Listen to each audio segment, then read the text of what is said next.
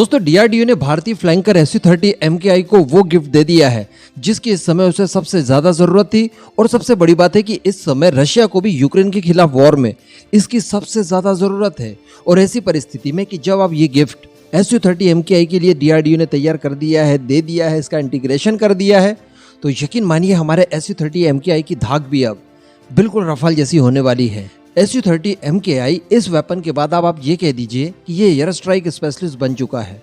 जी हाँ, कहीं भी आपको एयर स्ट्राइक करनी हो, दुश्मन का कोई भी इंफ्रास्ट्रक्चर डिस्ट्रॉय करना हो, आप SU-30 MKI के जरिए कर सकते हैं। यह कैपेबिलिटी अब SU-30 MKI को DRDO द्वारा सौंप दी गई है।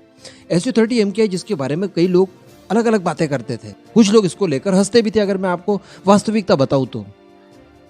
लेकिन वो सारी चीजें अब डीआरडीओ ने समाप्त कर दी है, क्योंकि डीआरडीओ ने जो इसके लिए आर्मामेंट सेट किया है, जो लगातार इसके लिए वेपन्स बनाए जा रहे हैं, यकीनन आने वाले समय में SU-30 MKI का नाम बहुत आगे जाते हुए देखेंगे। अब ऑब्वियसली ये हमारी वायुसेना में सबसे ज्यादा संख्या में मौजूद है, 272 की संख्या में, तो सबसे ज्यादा दारोमदार इसी के ऊपर है हमारी सुरक्षा को लेकर। तो इसको लेकर किसी भी तरह की ढिलाई नहीं वापरी जा सकती। और फाइनली इसका आर्मामेंट डीआरडीओ ने तगड़े तरीके से सेट कर दिया है। अब मैं आपको बताने वाला हूँ कि वो आर्मामेंट कौन सा है। बस आप नीचे कमेंट बॉक्स में जय हिंद लिखकर चैनल को सब्सक्राइब करना बिल्कुल मत भूलिएगा। तो दोस्तों, कुछ लोगों को मेरी वो वीडियो याद होगी जब मैंने वीडियो बनाकर बताया था कि रशिया ने चाइना से एक हेल्प मांगी है और इस हेल्प के दौरान उन्होंने प्रिसीजन गाइडेड म्यूनिशन मांगे हैं। इसकी रशिया को सख्त आवश्यकता पड़ रही है और इसी की कमी की वजह से रशियन एयरफोर्स ज्यादा कुछ नहीं कर पा रही है यूक्रेन के अंदर।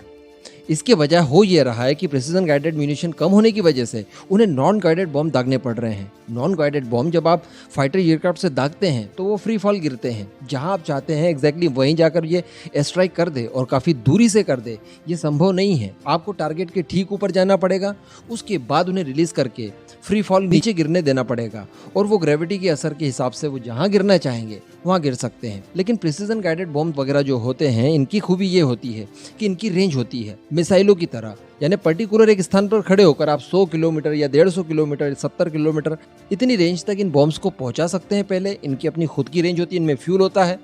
उसके बाद जो आपने टारगेट सेट किया है, ये पर्टिकुलर उसी टारगेट पर जाकर पिन पॉइंट एक्यूरेसी से अटैक करते हैं, जो कि इस समय युद्ध की परिस्थिति में सबसे ज्यादा अनिवार्यता होती है इसकी। जो दुश्मन की फ्रंट लाइन ऑफ डिफेंस है, उसे अगर आपको तोड़ना है, जो आपकी सीमा से नजदीक दुश्मन के एयर बेस, रनवे वगैरह है, किसी भी तरह का मिलिट्री इंस्टॉलेशन है, उन्हें अगर आपको तबाह करना है तो प्रिसीजन गाइडेड म्यूनिशन आपको चाहिए ही चाहिए।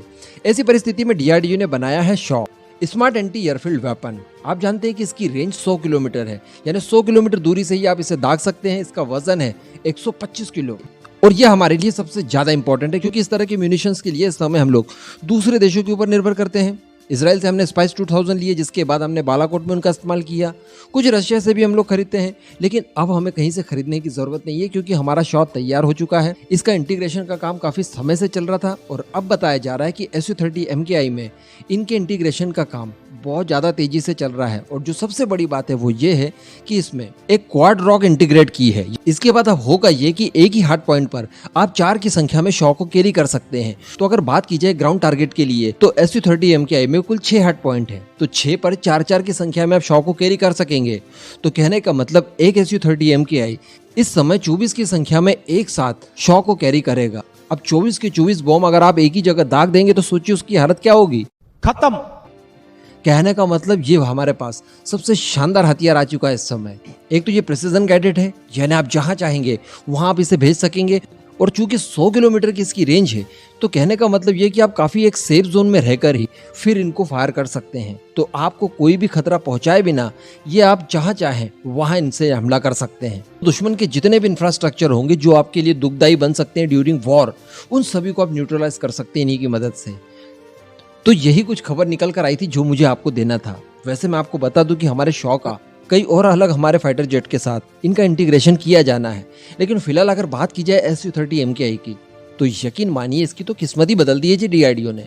आने वाले समय में मैं आपको कुछ और बातें इसके बारे में बताऊंगा, अलग आर्मामेंट के बारे में। उनके लिए आप चैनल पर बने रहिएगा। बाकी इस पूरे मुद्दे पर आपका जो भी मानना हो नीचे कमेंट करके जरूर बताइएगा।